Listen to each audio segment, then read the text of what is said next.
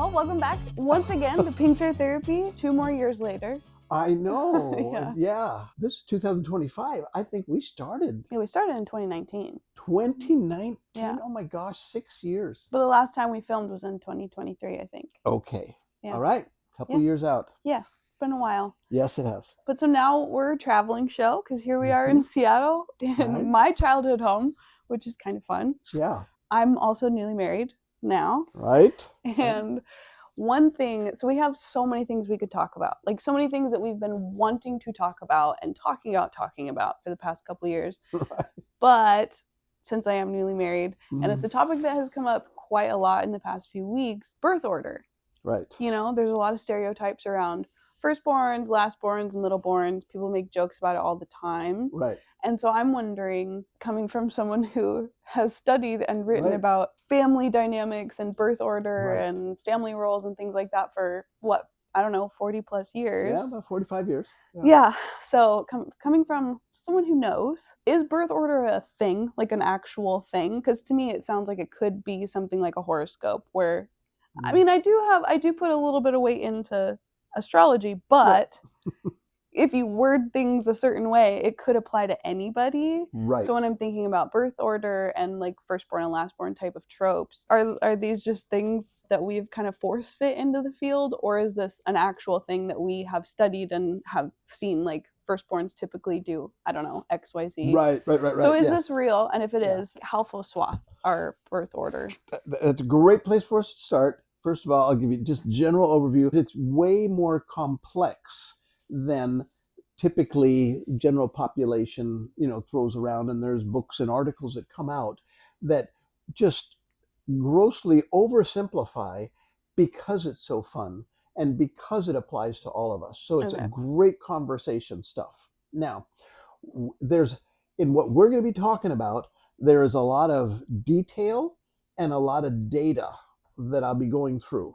And so I'll let you and everybody else know I've got notes here that I will be referencing, because as a lastborn mascot with ADD, I will get off on a million rabbit trails, and I need a way to find my way back to our topic. Now, for the two of us as both lastborn mascots, we will have an absolute ball doing this. It's going to be lots of fun.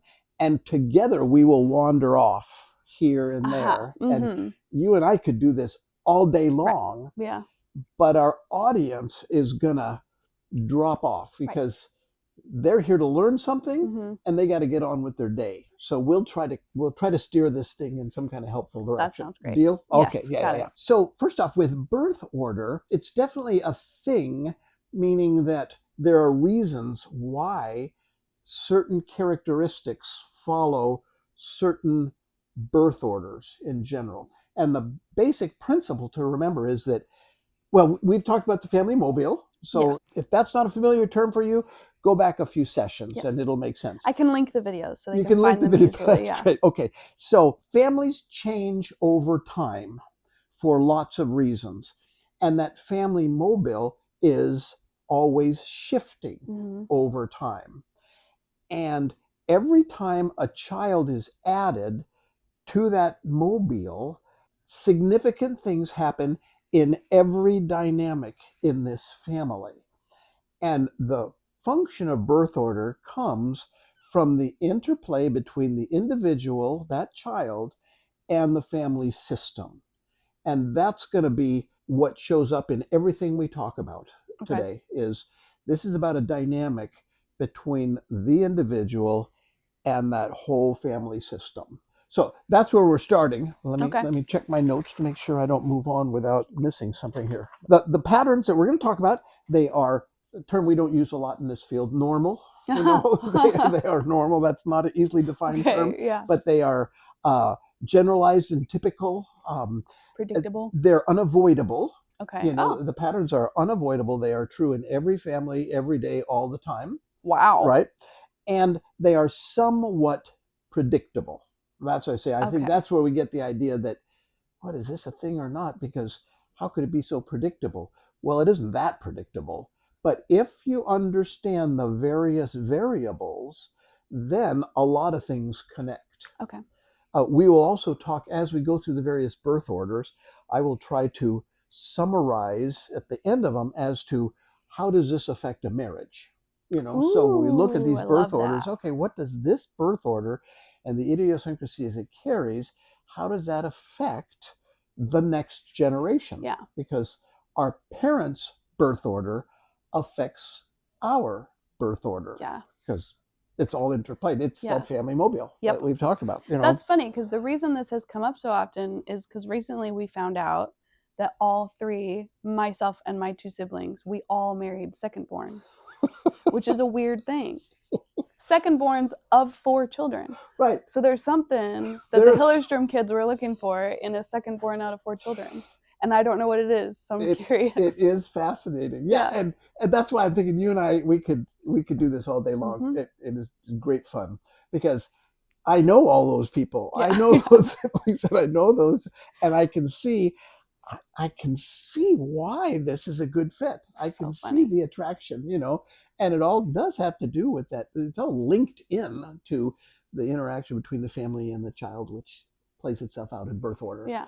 I also see, for certainly in you and in Luke and in Carlin, I can see the birth order play itself out. It's just so clear, Mm-hmm. but it's not magical, and each of you has variables that have kind of played into that. Sure. Here's an example. Here's one picture of that, how a family changes. Okay, in the field of family therapy, we have what we call an interactional unit. All right, an interactional unit is a connection, a relationship between two individuals that requires energy and attention. It There is communication that's essential in that interactional unit, and that interactional unit takes up emotional space all day, every day, all the time. Okay. All right. Now, when there are no children, there's just a husband and a wife.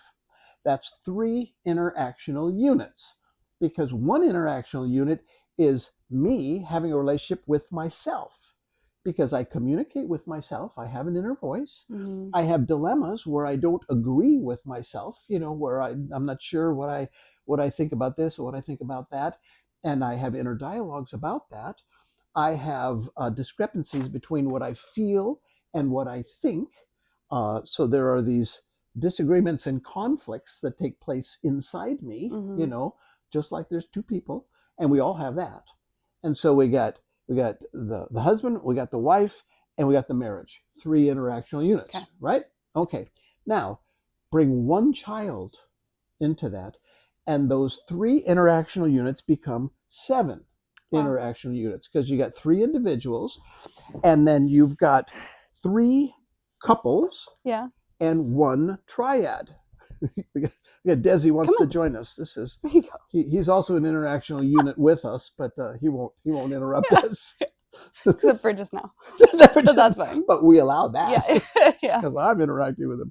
Yeah. So it goes to 7. All right. Mm-hmm. So it gets much more complex.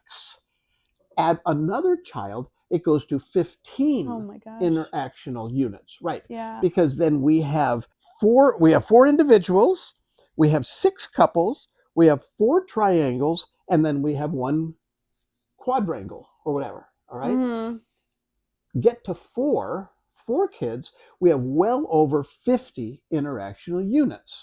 Now, those units are real things, and they do require energy. We don't think of it that way. But the difference between a family of 2 and a family of 4 is a whole different ballgame. And because the relational interactions and all the family systems adjust with each incoming child for all those reasons, the family is significantly different when each child enters the family. Mm-hmm. And because the impact of birth order is about the interaction between the individual and the family system, no child grows up in the same family with their siblings. And that's the principle we're going to be talking about. Okay. That's why I would say oh yeah, well, that was before you came along. Boy, that was really different back then. You know, mom and dad learned things and changed things, and finances change, and you know, social systems change, and all these things are changing all Yeah. the time. Yeah. So a family is not a static experience, even if we picture it as being that. So what we'll do is we'll go through each of the birth orders and look at the various um, parts that impact the development of that particular birth order. We'll compare them to the others, and then after I've done that, because we're going to go through the firstborn and the lastborn, they'll be next to each Okay. other because they're distinct in such a way that it's much clearer to talk about them together. And then we'll bring in the middleborn children, the secondborn, and which really applies to all the kids in the middle there. And it'll make sense why we're doing it in that sequence when we do it. Which is funny though, because one of the tropes around, you know, like middle children is they're always like the last. They're always the forgotten ones. So it's funny that we're going first, last, and then middle. And then they'll finally get their time in the sun. Sorry.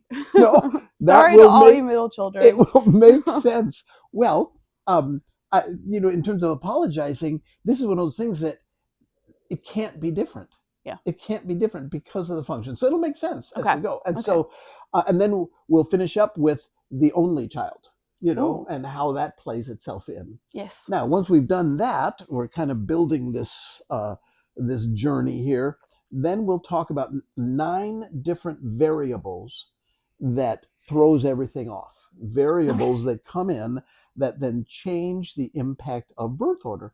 And like I say, with the sequence, it'll be building as we go. It will make more sense because I'll try to go through it slowly without too many rabbit trails, you know. So does that make sense? Yep, that's okay. Great. So if we start, let's start with the firstborn. All right. Principle with the firstborn is that mom and dad have no experience, none. Their experience is all from the last generation, what they came from. Now, interesting bit of trivia. I was born in 1954. We may have mentioned this somewhere along the line with this family system. I was born in 54. 1954 is when the first book on parenting was written for the general population, and it was Dr. Benjamin Spock, you know, infant and child care. All right. Yeah. Years and years and years before that caught on. I mean, it was on everybody's shelf, but I graduated from high school in 72.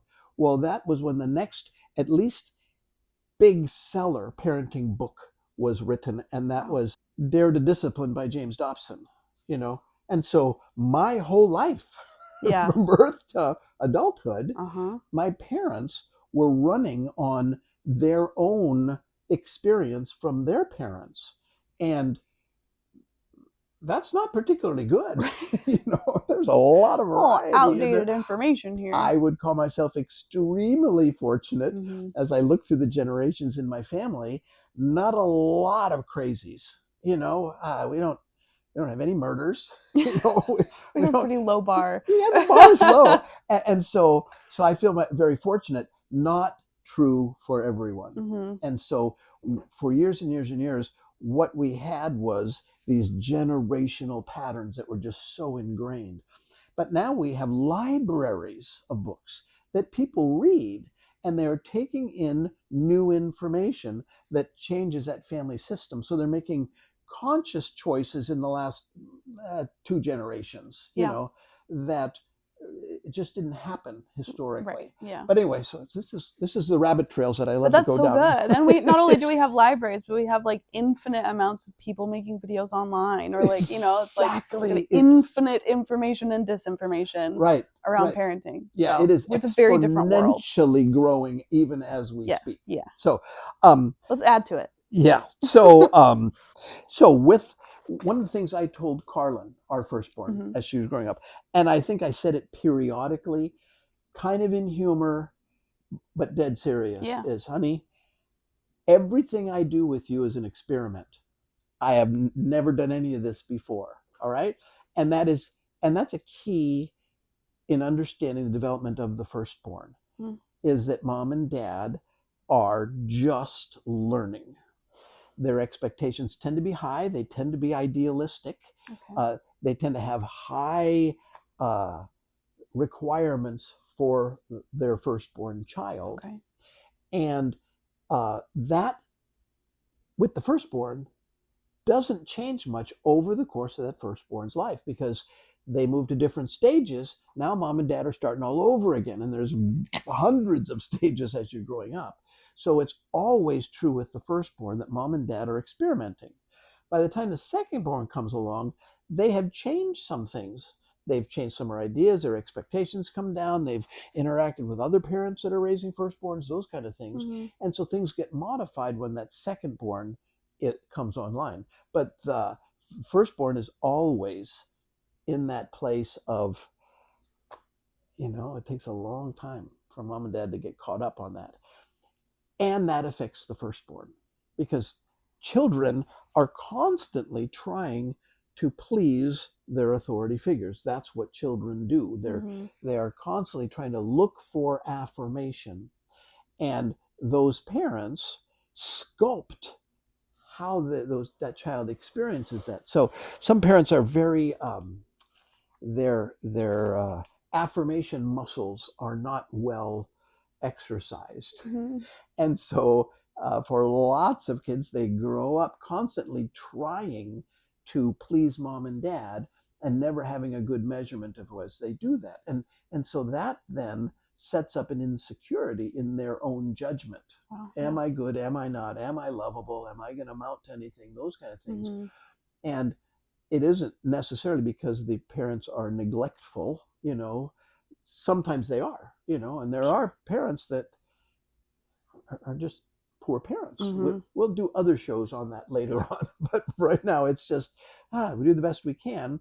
But we are heavily influenced by our own parents, and so as parents, we then, like it or not, we all have baggage, and then it plays itself out. Mm-hmm. A lot of that baggage hits the fan with that firstborn. Okay. Yeah. And so that's where that develops. So Okay. what you see with firstborns tend to be self-critical, perfectionistic. They tend to have high expectations for themselves, and they tend to develop in one of two forms.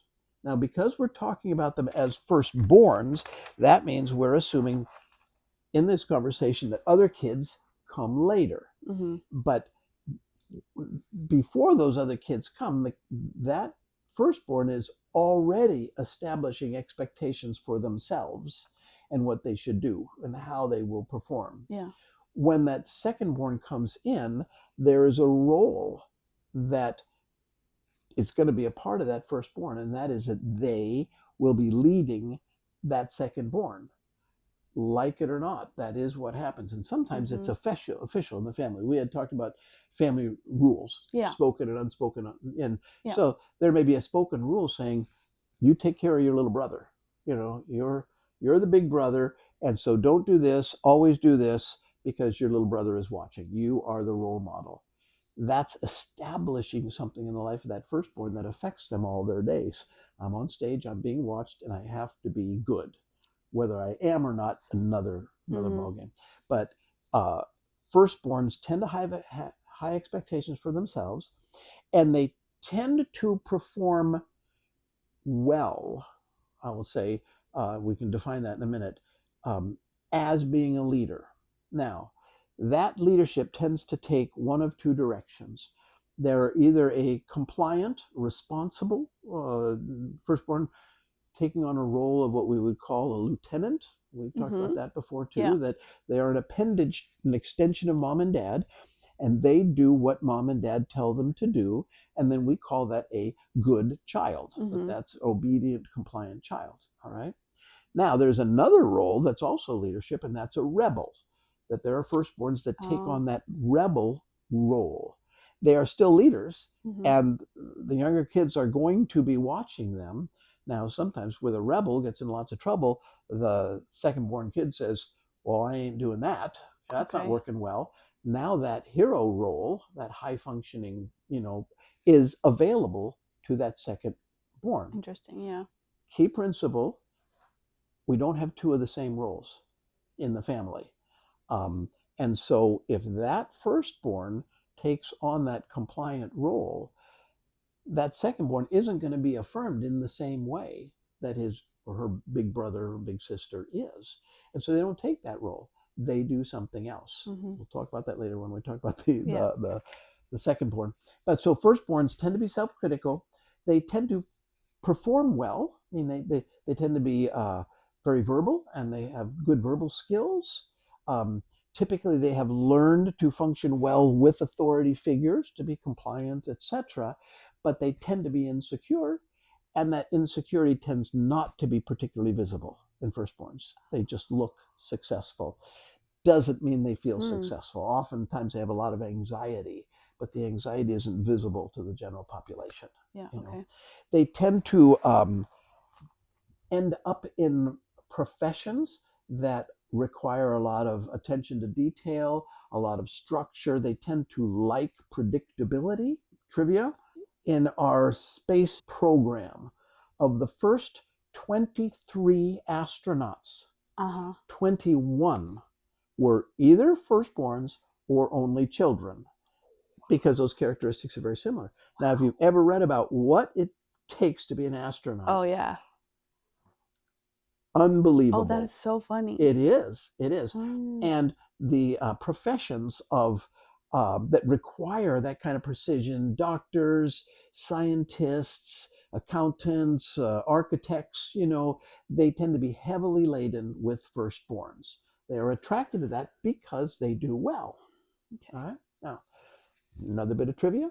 Oh, When my book, The Family Voyage, about yeah. family systems, was published, the publisher hired a publicist for me, and for 6 months they just had me interviewed. They call it book tours, but a lot of times you're not going somewhere. You're on a talk show over the phone, that Yeah. kind of thing. And this is 40 years ago, all Right. right? Yeah. But I was on, in those 6 months, I was probably on 100 times, Wow. different interviews, Yeah. And I would always, in that conversation, ask the interviewer, the talk show host, Uh huh. his birth order. Now, I remember I did keep track of it, but I've lost that note Okay. long Yeah. Yeah. ago. Yeah. But heavily, heavily laden,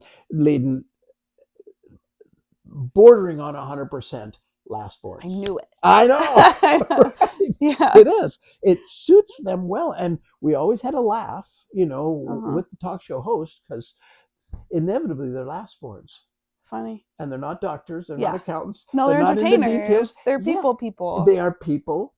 Yeah. They're entertainers, they're sharp, they're quick, they're witty, um, and they do their job well. Their birth order both reflects it and stimulates it. And it's Okay. because that was reinforced. So I know for me, well, see, I'm already getting ahead. Let's go back to firstborns. Okay. In my family, I have a sister. Uh There were huh. two kids, and Marion is 2 years older than me. All right, and as adults, she does things well. Yes, she She does. just, yeah, and she always has, Yeah. and she is very successful. Mm-hmm. And certainly, people who know her will say, how the heck do you do all that? Yeah. She Yeah. she just but it suits her well. All right. Mm. And so the whole time she was growing up, you could see that she is that compliant, responsible, structured, sequential kid. Yeah. I was not. I was chaotic. And part of that was, one variable was, I was very ill as a little boy. As Oh. into toddlerhood, I had a um, lung issue that they couldn't figure out. I had a chest that wasn't developing well, so at 18 months I had surgery, and they removed Mm-hmm. my xiphoid process. And in 1955, that was a That's huge. big deal, Yeah. yeah, for immigrants that had just come from Sweden that hardly spoke English. And so all of that gave me a lot of attention, Mm-hmm. just naturally. Mm-hmm. And then I also was a boundary pusher, and so um, as that last born, it played well for me in that way, because I was very comfortable with people. People laughed at me. I Mm-hmm. did things in order to generate laughter. I was used to being kind of center stage. Marion was plenty content not doing that. A matter of Mm-hmm. fact, I would think she would look at me and say, I'm so glad I'm not you, because I was in trouble a lot, Yeah. you know. Yeah. But anyway, so that firstborn tends to fit that frame of reference, and they carry that with them into adulthood. Now, keeping in mind that there is this inner tension in being a firstborn that isn't reflected to everybody, that they are successful and they do things well, Mm-hmm. etc., but they carry lots of anxiety. Well, that it plays itself out when they are used to leading. They tend to be heavily invested in control, in being in charge. Okay. Um, Now, they tend to do that well. But when we're talking about relationship, then put that into a marriage and we'd say, oh, they will be attracted to people who follow, people who allow them to play that familiar role. Mm-hmm. And so that's why we often see firstborns and lastborns attracted to one another. Okay. Not always, Yeah. but certainly more than coincidental, because they meet each other's needs. We call it compatibility. For that firstborn, that is that control piece, that they they see how things are supposed to go, and they take responsibility for making that happen, Mm-hmm. and that affects their relationships. So you see them in school as, being respected by the teachers, but sometimes an irritant to their peers, Yeah. because they've got to be in charge and Right. they've got to Okay. direct. Now, hopefully, as they grow older, that gets modified a little bit. But when we see it in those early ages, kindergarten, first grade, second grade, etc., you can see they're pretty irritating, you know.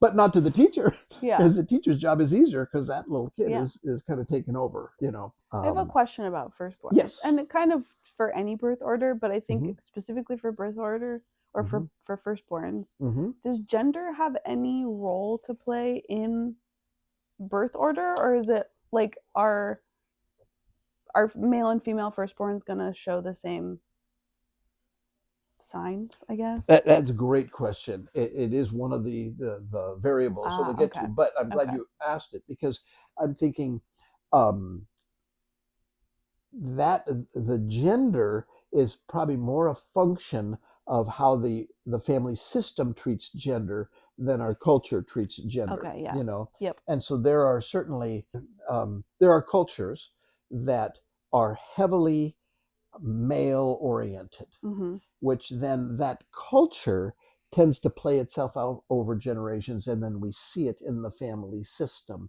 But it may not be a value that is verbalized within the family, Yeah, where okay, dad is much harder on the son, and the son gets belittled and demeaned, and because dad is pushing him to be a big strong, right, and he doesn't do that with his daughters. right.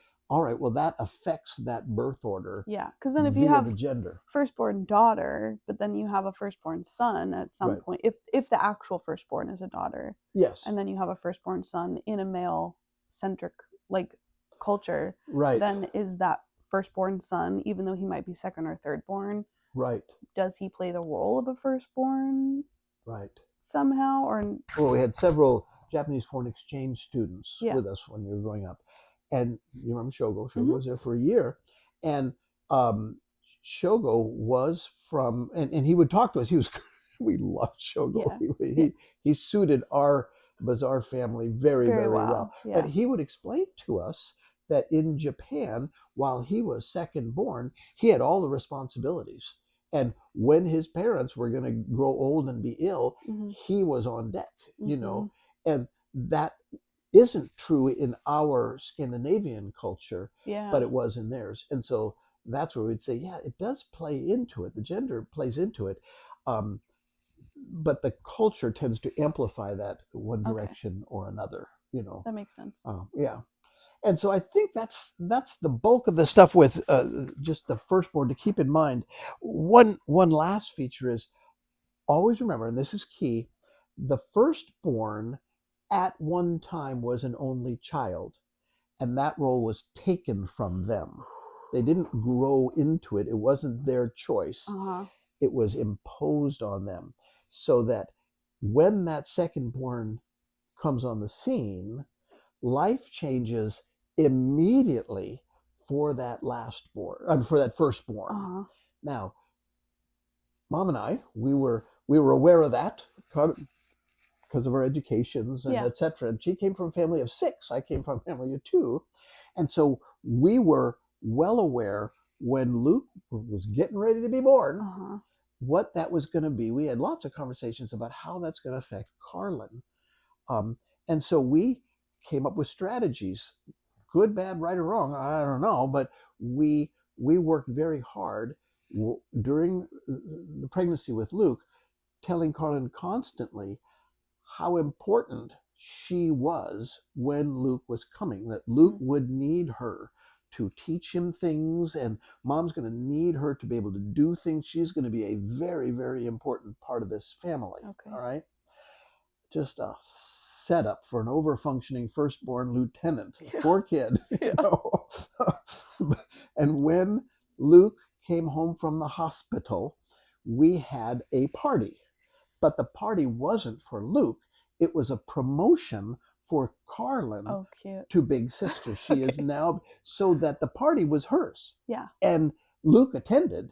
But it was all about, and all our neighbors knew, and they were very cooperative with us. Awesome. They came in and we had this party congratulating Carlin. And on our front door, for probably a couple of months after Luke was born, there was a sign on the door because Carlin couldn't read. She was 3. And it says, Carlin has a new little brother. Please ask Carlin to introduce you to her brother. All right. So that when people came in, they made a beeline to Carlin. So Carlin got, so this was our theory, you know. How'd it work? I think it worked pretty well. We did the same thing when you were born with both Carlin and Luke. That they got that. We had a promotion party for them, and you know, and as I watch you guys and being in my field, I work with families all the time. What I viewed as sibling competition was minimal. Certainly, I think relative to the general population. And so maybe that's attributable to that. But it may be that for Mom and I, when we were devising that, it got it into our heads enough that it was ongoing in our family, that maybe we were more just attentive to that. Maybe.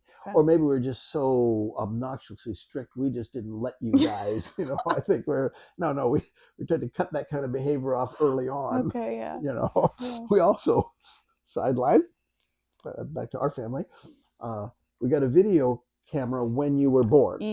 We didn't have a video camera before you were born. Everything was still photos. From the time you were born, that camera's out. It was here. It was a big one on my shoulder. I recorded everything except nagging, crying, whining, no bad behavior on those movies. See, we had a term for it. Anyway, it was just purging. Okay, family videos are happy videos, and we have thousands of hours, and there's not a whiny kid on them. You know, that kind of thing. So anyway.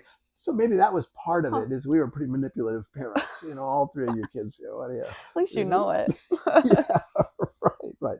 But anyway, so again, that's the male and female thing. That's part of that second born.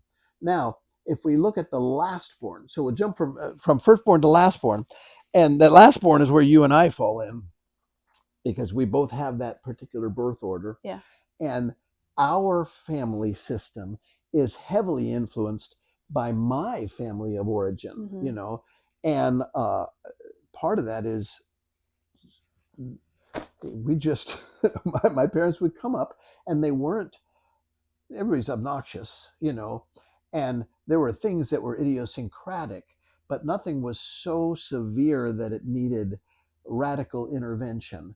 And so a lot of what, you know, flowed downhill from my parents was acceptable to Mom and I, you know, and so we integrated a lot of the cultural things, the Scandinavian cultural things. And my parents, when they were here, they were pretty beloved, Yeah. There are times that my mother kind of pushed boundaries, etc. Yeah. But nothing so much that you had to kick them out of the house or Right. then Yeah. disruptive or whatever. And so then that played itself out in our family, that same kind of thing, so that me as a lastborn produced you as a lastborn, Hmm. and lastborns tend to be the focus of attention. They tend to be center stage. They develop into the role typically that you and I called mascot when we're talking about Hmm. family roles, meaning you get attention just for being cute, Hmm. just for being there. I often say tongue in cheek, when you came along, uh, we didn't watch TV. When we needed entertainment, we just put Becca on the floor and sat around and watched her. Do And tricks. she just entertained us. She was Hmm. so adorable. And that impacts that lastborn. Now, the lastborn also tends to develop in one of two ways. Um, Either they are the performer, and that's reinforced because they're young and cute, and nobody comes after them, so there's no competition, Hmm. um, and so that performer gets attention just for being there. There's a second role, and that is role what I call tag along, meaning they don't get attention. They're in the way. They Oh. are kind of tolerated, Uh-huh. and that affects the development of that lastborn. Okay. And so, firstborns that are performers, they tend to be gregarious. They tend to be comfortable in social situations. They tend to uh, yeah, interactive, etc. The tagalongs tend to uh, be reclusive. They tend to be avoidant.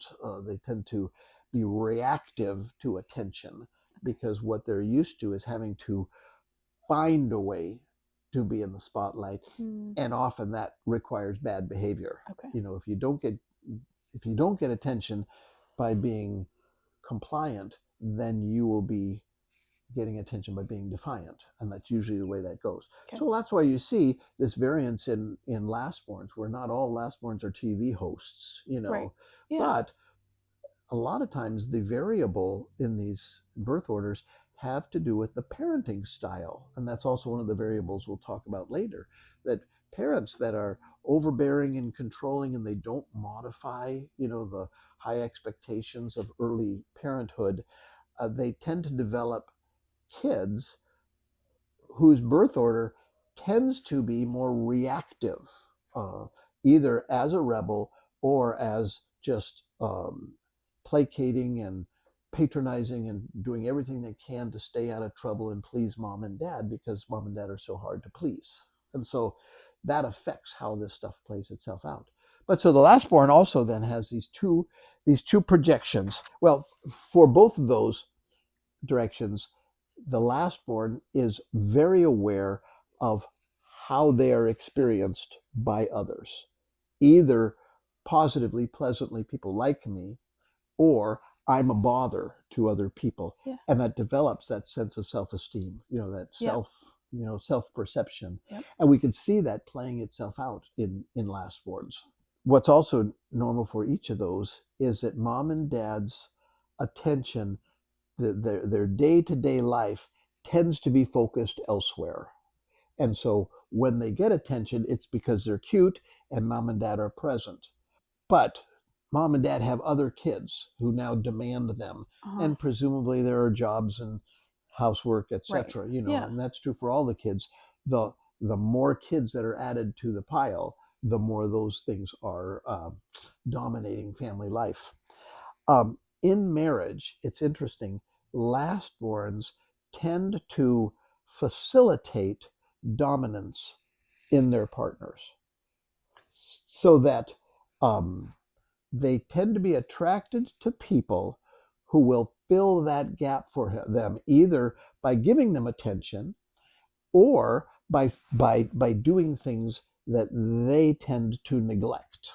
Does that make Okay. sense? I think That so. tends to play itself out. That's what we see. Firstborns and lastborns, they tend to be attracted to each other. Yeah. Not 100%, but that is part of it. Is, as a lastborn, it's familiar to me to look to someone else for direction. Um, it's it's natural for a firstborn to look to someone to follow them, and that's compatible. That's a good fit. Nothing's 100%, Yep. but typically in that blend, for that lastborn, control is going to be an issue in marital conflict, because that's the way that tends to be. You follow me? I see some bells ringing in there, but they're rabbit trails for us. Yeah, they they're rabbit trails. Yeah, Yeah. right.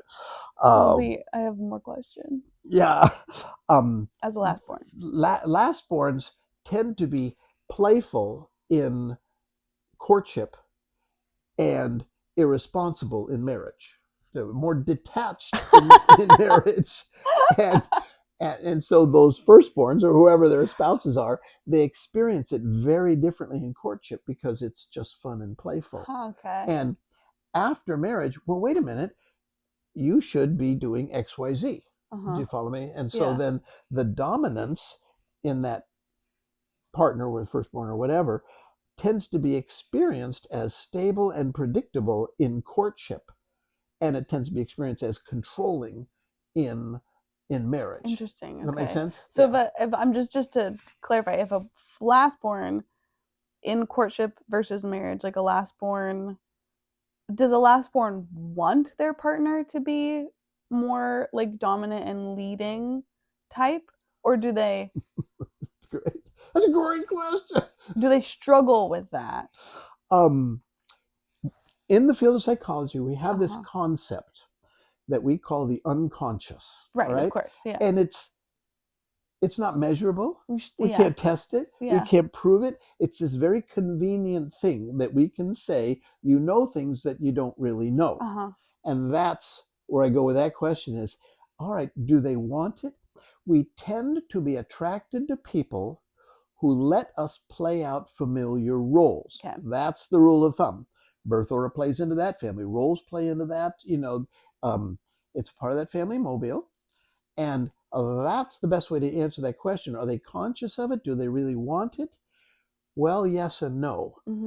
As often as not, they don't know that they want it, but it doesn't take too much for them to become aware that they want it. Right, They're just not thinking about it. Yeah. The same thing in marital therapy, when I'm working with couples, when this comes to the surface, it may very well be that it's never occurred to them, but they can see it as soon as you point it out. They say, wow, this is the way this is going on. Oh my gosh, of course, all these years, that kind of thing. So do they want it? Yeah, they want it because it's familiar. It's comfortable. Yes, it's comfortable, but they are critical of it. They don't like it. Okay. Does that make sense? Yeah. Yeah, and that's true for a lot of these things. Let's go to the secondborn, that middleborn kid. Perfect. This is the one I'm most curious about. Yeah. Yeah. What's so special about the secondborn? Well, interesting thing. The secondborn, before the lastborn comes in, or before the next child comes in, that secondborn is the lastborn.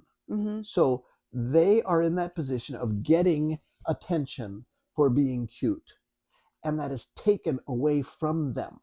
They didn't relinquish it. They didn't grow into something else. It was removed from them. Yeah. And that's important in that secondborn, is that this is not the way it's supposed to be. Right. Do you follow me? Yep. And I think that, again, not because it's conscious, because typically, if we have a birth order where the kids are separated by 2 years, well, that secondborn kid's only 2, when the next one comes on. Yeah, but something changed. And it has to do with that little squalling thing over there that they took something away from me. And that affects that, secondborn role. One of the things with firstborns and lastborns, and one of the reasons I talk about them first, is that they are given roles. The roles that they have are naturally inherent in when they came on board. So the lastborn, to be that either the performer or the tag along, they didn't earn either of those. They grew into them.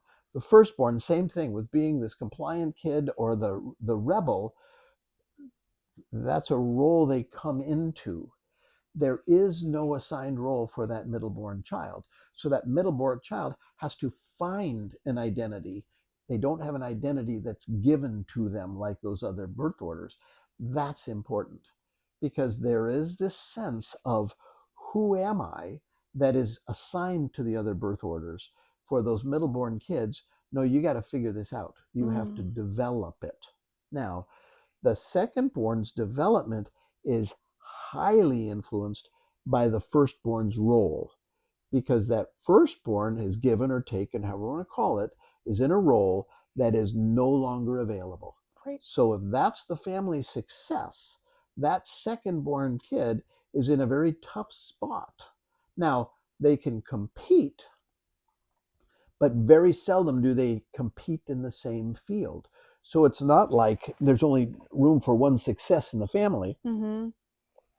But if that firstborn kid is excellent in academics, what you'll find is that secondborn, if they're going to be successful, they need to choose athletics or music or something else, because they will lose that competition. They'll always be in the shadow of that older kid. They're always going to be in the shadow anyway, in some way. But in terms of finding an identity, sorry, you got a valedictorian big sister, you're not going to get much attention for your almost 4.0 average. You're second on the block. On the other hand, you can make tracks on the football field or the volleyball field, or in music, etc., because that competition is different. So you can have two successes, but that success is based on competition, and I choose my competition. Again, as a kid, you don't do that consciously. It just evolves. And that's what you see in families.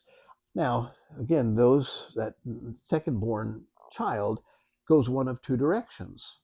They either are able to develop an identity where they can find a place where they fit, on this family mobile, or they don't. If they do, then they develop their personality around that I can be good at this and people admire and I have friends, etc.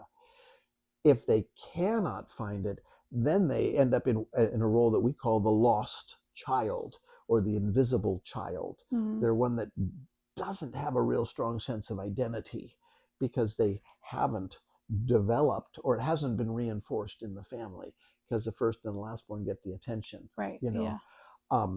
And so then, as that last, the lost child, that middle-born child, those are typically sad stories. They're people that just flounder,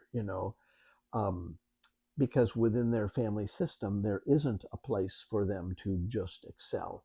Sometimes you have some fabulous redemptive stories where there have been mentors or an uncle or someone outside that nuclear family of origin that plays that role of reinforcing something in that child that just there wasn't a place in the family for that to be reinforced. And those are wonderful stories, and there's plenty of them. But that isn't always the case. So with middle-born kids, they learn to compromise. They learn to negotiate. They don't have strength of their own from their role. So they find ways to adapt to the others. And so compromise ends up being a matter of survival. This is where I fit in this family. And what happens as they develop is then they tend to be very invested in the issues, problems of other people, that they grow up in this family. The middle children are. Middle children, yes. So that they frequently find themselves in the midst of family conflict, pulling two sides together. They carry that with them into adolescence and adulthood, and they tend to be involved with people who are in the midst of struggles, and they have a role then to play, almost as rescuers, as problem solvers, etc. Part of that is then often they are very slow to develop their own set of values, because their values are a reflection of the people they're trying to help. Does that make sense? Yeah. And so again, there's a lot of insecurity that goes with that kind of a role, because then where do I fit? Well, I fit because that person isn't doing what they're supposed to do, or they're struggling, and I can help them. And those kids tend then to be, mediators, problem solvers, people that are invested in others, not particularly personally insightful. Okay. That their self insight tends to be weak. Now, there's good and bad to that, because those are people that can be really appreciated, but not particularly well known. And that what they're appreciated for often is what they do for me when I'm struggling. Often what they find is it's not reciprocated, because they aren't sharing their problems. Often they're not particularly invested in their own issues because Yeah. they're focused on others. So others don't know them well. Yeah. And so it doesn't build intimacy, relational intimacy, but it gives them a role, because first and last we're given a role, and they have found this role. When you have a child that tends to not have a role, that is often, not always, but often a reflection of the parents' parenting style, that are very What kid critical. wouldn't have a role? What's that? What do you mean a kid that doesn't have a role? Well, if everything he does is criticized Yeah. and minimized and trivialized, he's not going to continue to pursue that. Look what I did, mommy. Oh, that's okay, but if only you could have done X, Y, Z, it would be much better. All right, well, now he tries it next time. And she said, well, that's kind of good, but look about this. Well, that is just pounding this child's self-perception. And we would say, oh, it sounds kind, but that's bad parenting. It might be good data if you want your son to draw better, but if you want him to have self-confidence, you're doing the opposite. Okay. Yeah. And that will tend then to communicate to that child that success is not in your future. Wow. Now, sometimes it's really far more direct than that. We would call it abusive, when the dad says, you're never going to amount to anything. How come you're not, like the kid across the street? Yeah. Oh, that's just belittling and demeaning. And that's where they don't develop an identity. I can't be what I must be. Does that make sense? Yeah. Yep. So that number two kid is always adapting and adapting and adapting to the environment, and that tends to be the siblings and whatever standard the parents have. To the degree that those parents are very busy, to that degree, that middle-born kid is the first one to drop off the grid, where they just don't get attention. Yeah. What we find then is those middle-born kids tend to be more invested in relationships outside the family, especially in adolescence. That's when they're gone all the time, because they got friends out there that really like them, and in this family, they're pretty much invisible.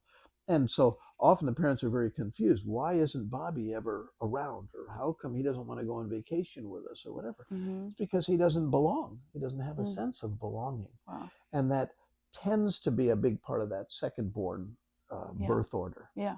Now, in marriage, then that second born kid is hard to get close to.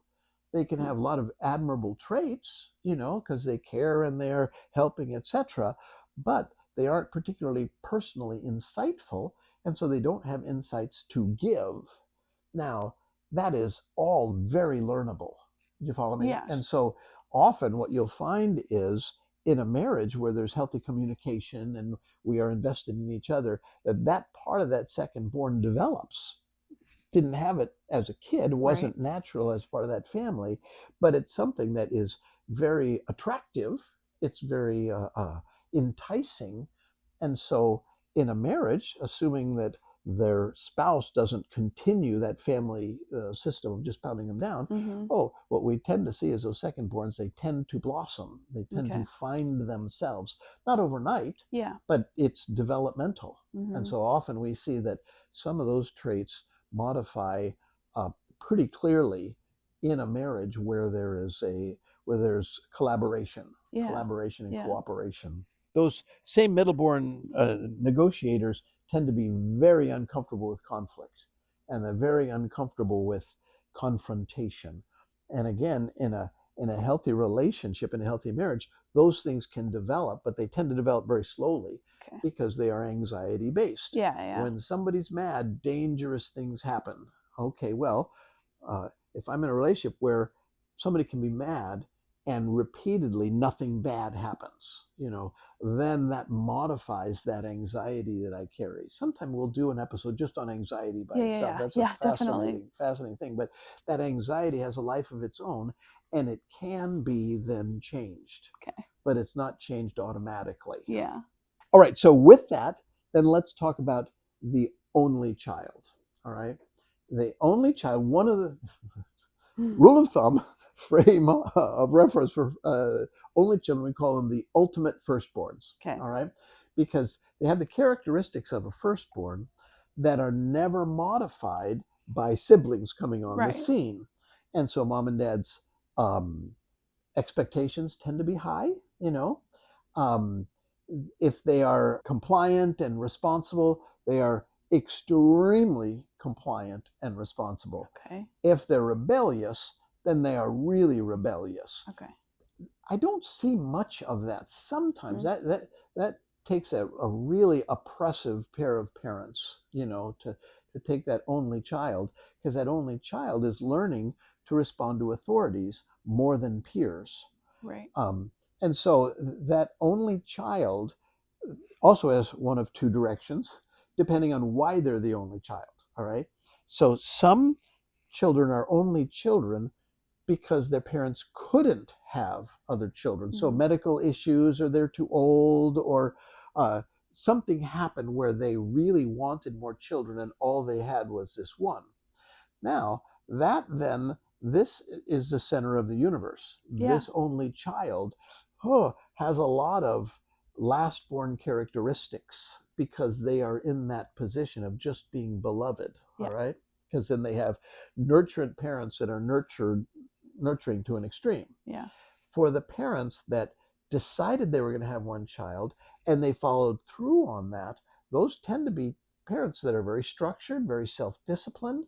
Again, maybe two firstborns married to each other, or something, that they are doing things correctly, and that then is passed down to that child, that they live in a world that is structured and predictable, and it operates the way it's supposed to operate. Now, that doesn't necessarily set them up well for adulthood, because leave this home and the rest of the world doesn't operate so well, Yeah. And hopefully, if those structured sequential parents are reading parenting books, there's modifiers they could build in so that the kid is a little more equipped when he reaches adulthood. Yeah. But in all those cases with that only child, their primary interaction during their developmental years is with adults, not kids. And so they tend to be more comfortable interacting with authority figures than peers. Okay. And so what you find often is that an only child has the skills and insights and responsibilities and behaviors of a firstborn, but they have the emotional development of a lastborn. And so they tend to be very insecure. They tend to not be like family mascots. Okay. Maybe they develop some verbal skills, etc., like that, but typically they're very insecure around peers. Less insecure around authority figures because that's what they're used to. Yeah. And so with again, firstborns, we took a look at the astronauts, they really brought the not just firstborns but that only child component into it too, because they're very similar and they tend to be successful. Okay. They tend to do things well. Yeah. And so the only child is very similar to that. But then maybe carries an extra degree of insecurity in terms of, what do I do when I'm not around the boss or around my parents or whatever? Now I've got to figure out how to be a kid. Yeah. None of that's particularly conscious. Right. I'm doing an awful lot of talking, but I'm. Oh no, this is great. Okay, so that's the goal. You feel free. My questions, I think, more come from, what are the variables? Like where, like what, because nothing can be full swath, right? So when there are variables like twins or variables like gender and sex, like what, those are where my questions come in. So that's that's my next page. Great. The variables. Good. Yeah. And now these are not, these are just variables that I came up with. It's not an all-inclusive list. I mean, there's a million things. Yeah. But these are pretty characteristic.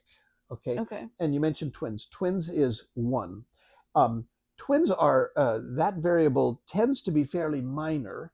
The interesting is my dad's a twin. Dad is a twin. Yeah. And it's true for he and my Uncle Hassa. every set of twins knows who came first. Yeah. They know. Yeah. Yeah. Yeah. And that affects the birth order Yeah. because that one tends to function like a firstborn. And it would seem real subtle, but it's more consistent than coincidental, Okay. you know, Yeah. so that, yeah, when you look at them, we have a number of family friends that, you know, we have known as their kids are growing up and their kids are middle aged now. And you can see it. Yeah, Okay. you Yeah. know which one's firstborn just by Yeah. watching them, you Uh-huh. know, because of the leadership, etc., you Uh-huh. know, and the playfulness, etc., that tends to be different between them. Yeah. So that uh, twins, it's surprising how little that seems to affect birth order, other than if the parents treat them radically different. You know, again, a parenting style. Well, one of the variables is parenting style. Parenting style, if a severe parent can alter the birth order impact, or if a parent significantly favors one child for one reason or another, that affects that birth order. It affects how that child develops a personality and the family role. Okay. One of the rules of thumb is when there's 6 years between siblings, Mm-hmm. birth order starts over again. But between two back-to-back siblings, right? Back to Or back, yes, okay. not over the course of it, Right. Yeah. because yeah. But and the reason, as near as I can figure, the reason is in our culture at age 6, children start school. All Okay. right. And when a child starts school, their world changes and that impacts the family system. Mm-hmm. Now that child has other authority figures besides mom and dad that they're listening to, that are teaching them things, that are bringing values into their life, Mm-hmm. some of which are not consistent with what mom and dad have been teaching them. That alters things. It creates tension, you know, Yeah. etc. It causes an identity shift for the child. Another thing that happens along with going to school is they end up visiting friends, peers. They Mm-hmm. can go to Bobby's house down the street. Mm-hmm. Now he gets to see how Bobby's mom and dad operate Right. differently than his. And so he develops this picture of who we are as a family and our family identity, as opposed to Bobby's. The trouble is, and a kid doesn't process this, anytime you're watching his family, your company. They are Oh yeah, of altering course. their behavior because of your presence. Well, Right. you're not aware of that. Yeah. And so if my mom and dad fight a lot, Yeah. well, Bobby's families never fight. And Yeah. so I want that family. I don't like my family. Yeah. And that creates tension in that birth order in that family system. Yeah. You That know, makes a so ton of sense. that age 6 now, there is this other variable that is new, relatively new, because all of the research that I'm aware of in terms of that 6-year gap, yeah, that was back in graduate school. Well, since then, homeschooling is on the Oh scene, yeah. and that significantly alters that. Yeah. And I haven't seen any studies that integrate what do you do with that when at age 6 they don't leave home. Sometimes they don't leave home until college, Yeah. you know. And so that is interesting to see how would that alter, you know, how does homeschooling affect, you know, the Yeah. birth order. Well, what we would be left with this principle that birth order is an interaction between the family system and the individual kid, then we would say, oh, that then is not modified by the school teachers, etc.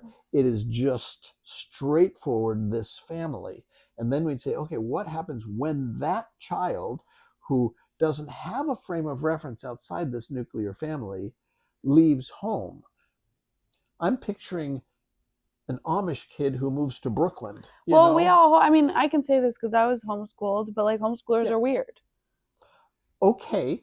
Now, are they weird?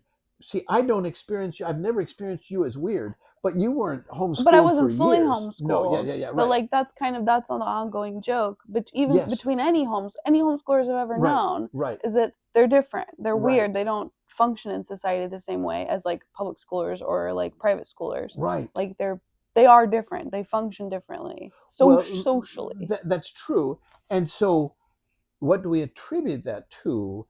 That would have to do with the family system. So that family and homeschooling families, Uh-huh. typically are less invested and involved in culture as a Right. whole. That's Yeah. why, a lot of reasons. That's Right. why they're homeschooled. Yeah. So that child isn't exposed to cool things, the favorite shows and the songs and the styles, etc., and colloquialisms, words that we say that are cool, etc. And I'm thinking, to some degree, that might be what we're looking at when we say that they're weird. Yeah. They don't understand how culture works because they were homeschooled. Now, when they leave home, I would assume for most of them that translates into insecurity. I'm not cool. I better learn how to be cool. I better watch. I better, because I'm thinking for a homeschooler who's going to ask, what does that word mean? Or who is that movie star? There is an element of shame right around the corner in asking the question. And so we might find that for a lot of homeschoolers, they don't ask the questions, and so the development Right. socially is stagnated. Does that make sense? Yeah, that makes sense. Because I'm thinking, of course, I'm your dad, and so my perspective watching you grow up, you were cool. You were cool. You were. I watched kids watch you, and I saw kids emulate you. And I'm so whatever that was, part of the first or last born or whatever. It looked to me like that. And you weren't homeschooled until high school, junior high, high school, and it was partial. You were part of a co-op, etc. And I'm not in a position to say, okay, so how does that play itself out? I got a population of one here, but it was hard for me as a dad to picture you as not, because I'm sure what I ended up focusing on are the kids that say, oh, what would Rebecca do? Oh, that's what Rebecca does. Oh, I want a haircut like Rebecca. That kind of thing. Oh, okay, well, that's interesting. And so as a parent looking on, I don't put that in the category of weird. Right. Yeah. But you being on the inside, you'd have a much better measurement of how was I weird compared to my peers. Just to get back off of this rabbit trail of homeschooling and get back on, because I think we're running out of battery. So we're gonna have to buzz through we'll buzz really fast through the you. rest of these. Keep me on track. That's what I need. We probably have 5% battery at this point. Okay. So we'll go through the list. Disabilities. Children with disabilities tend to fall into the last-born role, which changes the last-born kid's role. That the last-born kid may end up being a caretaker when they have a mentally or physically disabled sibling, even though that sibling may be older than them, because they tend to grab the spotlight. So disabilities kind of play into that. The death of a child, the term we use for that is the ultimate bereavement. That is just shattering to that family mobile. And when a child dies before adulthood, that shifts birth order. If a firstborn dies, aside from the grief that is just catastrophic, that birth order role now requires filling. If there's been a family hero, a lot of times we find that if that secondborn is a rebel and the firstborn dies in a car accident or something, we find that secondborn steps up to the plate. If they don't collapse, but that role is now open. So the death of a child rearranges birth order, because when that secondborn takes over that firstborn's role, now his role is open. Now that role of being like a scapegoat or be a troubled child, that may not be an attractive role, but I don't know that those roles are always attractive for someone to fill them. So the whole issue of birth order isn't nice and pat. Count the number of kids and this is what you've got. Parents' birth order is also interesting to watch. Being the firstborn of a firstborn or being the lastborn of a firstborn also tends to affect how that firstborn plays itself out. Now, in my own family, kind of hard to measure because everyone in my family is a firstborn except me. So my dad's a firstborn, my mom's a firstborn, and my sister's a firstborn. I'm the one that's not. And so I was probably in my 30s when I was viewed as something older than about a junior high school kid. That's relatable. It was fascinating transition.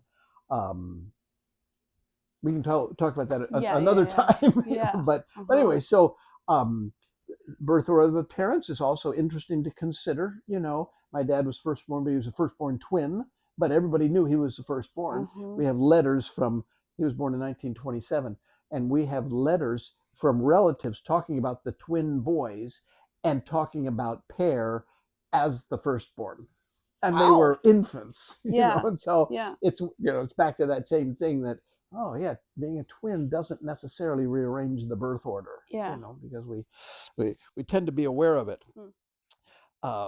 Cultural backgrounds, we talked a little about this earlier, Mm-hmm. that if you come from a culture where the males there are expectations placed on those males, that affects that birth order. You may have a second or third born male, that's the first male out of Mm-hmm. the womb, that then is treated like a firstborn because of the cultural backgrounds.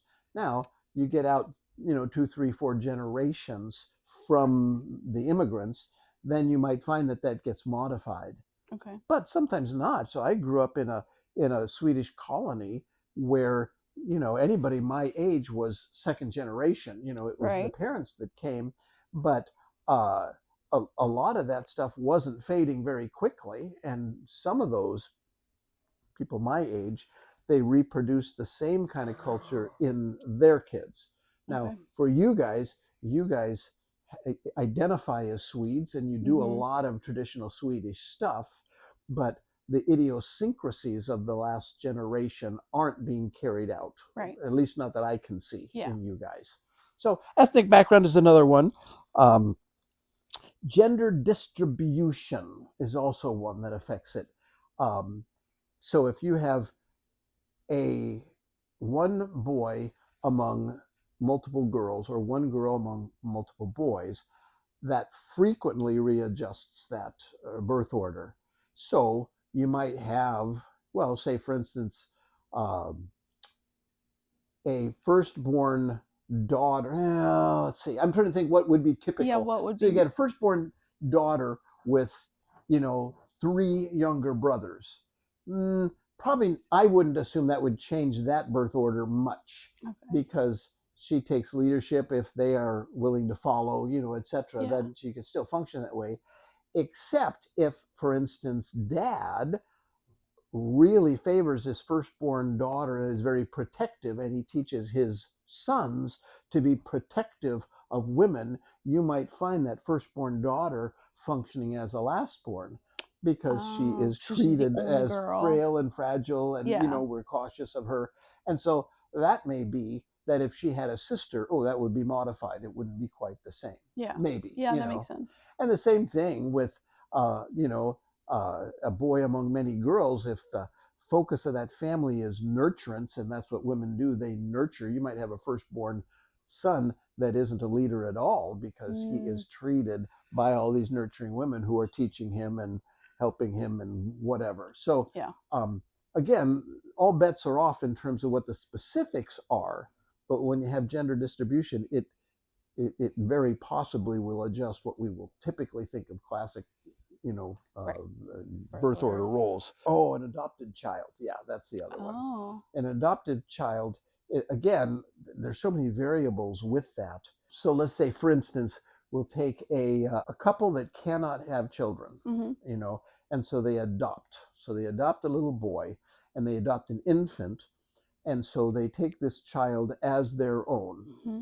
and it's not unusual. I don't understand all the biology behind it, but people who haven't been able to have children for years and they've tried and tried and they adopt a child, suddenly they become fertile. I have so Oh. many families that I've encountered like that Mm. it seems more common than Wow. random. Wow. So I don't know. I don't know how Yeah, that yeah. works, but it isn't atypical. Well, now we have a biological family and we have an adopted family, and so that firstborn is heavily dependent on the attitude of the parents, because if the parents now experience him as an outsider and their biological children are their children, that guy probably isn't going to function as a firstborn. Right. Uh, I'm sure that happens. I haven't seen a whole lot of it, but I can certainly see it. Now, if you have a family of biological family with birth order. Let's say you got 2, 3 kids, Mm-hmm. and they adopt a child. So I have seen a number of families that have adopted a child from a different culture, and that child is in the last born position, so it's the youngest. Then typically what I've seen is it functions as a last born child. It Okay. just fits that. But if they adopt a child that is older than their last born, often that rearranges that birth order. But we have a child then who's being adopted, let's say 3, 5, 6 years old. Mm-hmm. They are conscious. Mm-hmm. They are aware that I don't belong here. I've been ushered into this family. Mm-hmm. So there is this sense that I really don't belong here. That affects that birth order. Um, but again, in a very loving, ingratiating home, we might find that those things are minimized, Okay. but they're not absent. You know, So if a family adopts a child that's older than their last than their born. last born, Yeah, what role would that child function as? that would depend on the parents. Oh, You okay. know, so let's say we're just at random here. Here's a family with 3 kids, firstborn, secondborn, thirdborn, and they adopt a child that is 2 years older than their lastborn and 1 year younger than their secondborn. Okay. So you got a middle child here. Mm-hmm. Now, if what the parents do is they treat this new child as a needy child, they don't speak the language or they don't know our culture or whatever, Mm-hmm. now we have a child that's being treated as a lastborn, Right. which then, that lastborn, depending on how old that child is, they may now experience a loss that was Right. taken from them. I was the star, and now this other one has taken the stage. Yeah. That rearranges that birth order. Another variable with adopted kids is that there may be disorders that aren't known when you're adopting a child. So Yeah. if you adopt a child from another culture who's like 2, 3 years old, uh, that is diagnosably reactive attachment disorder, Mm-hmm. that changes life. Right. It's a chronic, very, very disruptive, requires just tons and tons and tons of focus and energy. Well, now other kids in the family are easily lost in the continual crisis of a rad child. Yeah. Same thing is true with like fetal alcohol syndrome, which Mm-hmm. is chronic. It is debilitating. It changes a dynamic in the family, Yeah. and the family doesn't. It's not something the family recovers from. Mm-hmm. It's something the family adapts to. Right. And so those are things that we see in adoptive families that are loving, caring, nurturing, but all bets are off in terms of how you apply that stuff when you have just a severely needy child. Yeah. A little different when the needs are a disability. So a child that is crippled, can't walk, or Mm-hmm. has physical needs, that's one thing. But when they are emotional needs that look like just bad abusive behavior, Yeah. that's a whole different ballgame. And it tends to split a family so that we have this adoptive child Oh. that we now see as other than us because we don't act this way. And so we are accommodating, trying to help, and Mm-hmm. but that child just sucks attention. You're always in school checking with teachers or bailing him out of jail or getting him out of trouble or whatever. Mm-hmm. It changes the dynamic of the family. Now, certainly sometimes the change that it makes in those other siblings is positive. They Okay. become nurturant, they become adaptive, they become flexible, etc. Yeah. But certainly not always. Right. It's very, very difficult. Okay. Yeah. So those are the variables that I throw on the table. Yeah. I mean, there's lots of I'm them that sure there's who knows. Yeah. But to summarize, as we think about, okay, if I'm going to look at my birth order and how does that work, there are all these factors that affect how my family system interacts with me as an individual, and I then develop in that context. And it's that context that we look at birth order and say, okay, this is how this typically goes. That makes sense? Yeah, it does. Well, it'll be interesting when we post this episode, how many comments, questions. I bet you there will be people with gosh. all kinds of questions. Yeah. And so we may end up having a follow-up episode somewhere down the line. Yeah, just the amount of like individuality that goes into it, because there's like so many families, so many combinations of everything that you just described. Right. And there's so much room Right. in between that. And so I wonder, I don't know, I'm just thinking about all the specific situations that are going to have so many other questions. Well, the fun side of that, is that because of those variables, and because there's nothing evil we're talking about here, there's no bad guys, so that the conversations and the curiosity and the maybe even trivial things are endless. They're fun, frequently, I would say even usually, fun conversations.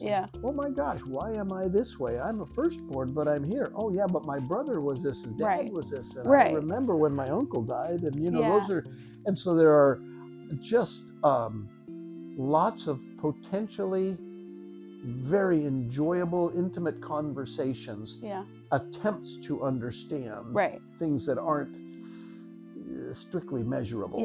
I think the enjoyable part is the learning part. The enjoyable part is the moment where you go like, oh, that's why I feel this way when this happens, or that's why I do this way, or that's why this thing that my husband or wife does is frustrating to me when it's like a very normal thing to do, or whatever. It's like, I think that's the enjoyable part, is when you start making sense to yourself.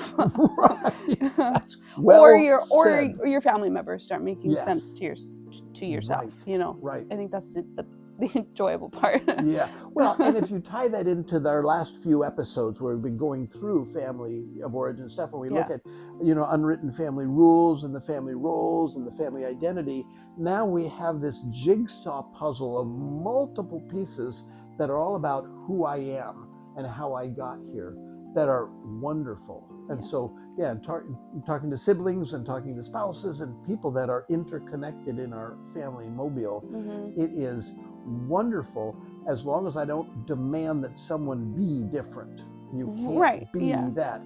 Well, that's a whole different conversation, as opposed to I am learning to understand you and I'm learning to understand me. And that can be sport, that can be recreational, and pretty much no end to it. You can do that the rest of your days. Discovering new things. That's why we do this. That's why we do what we do. This has been great. Okay. Yeah, this has been really fun. We covered a lot of territory. I think we'll just wrap it up there, and we'll see you next time. Okay, we'll see you next time.